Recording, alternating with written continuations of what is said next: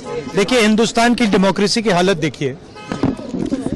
300 MPs election commission से मिलना चाहते हैं और कहते हैं कि हम डेलीगेशन लेके आएंगे, हम आपको एक डॉक्यूमेंट देना चाहते हैं। इलेक्शन कमीशन कहता है नहीं, 300 एमपीज नहीं आ सकते हैं।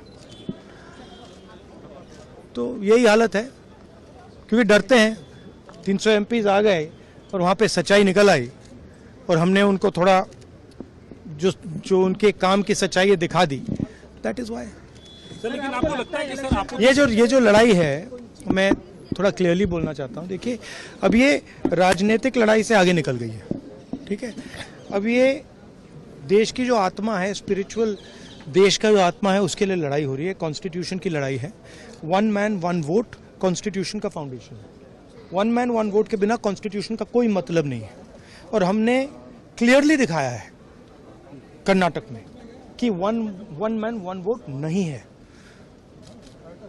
Multiple man multiple vote, 1 man multiple vote, सारा कुछ चल रहा है, ठीक है। तो ये अब लड़ाई पूरी की पूरी ऑपोजिशन लड़ रही है और हिंदुस्तान के जो युवा हैं उनको ये बात समझ आ गई है। तो अब इलेक्शन कमीशन को छुपना काफी मुश्किल हो जाएगा। वो आपको कहता है कि आप साइन नोटिस का जवाब आपने नहीं दिया। अरे भाई, उन्हीं का डेटा है, वो अपने वेबसाइट से वही डेटा निकाल दें।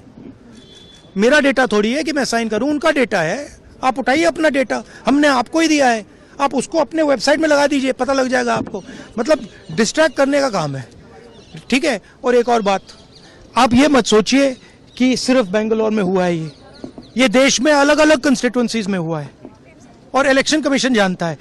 इलेक्शन कमीशन जानता है कि वो उसका जो डेटा है वो फटेगा। जो उसको अभी वो कंट्रोल करने की कोशिश कर रहा है, छुपाने की कोशिश कर रहा है, उसको हम निकाल देंगे, ठीक है। और वो फटेगा, वो जानता है। Thank you.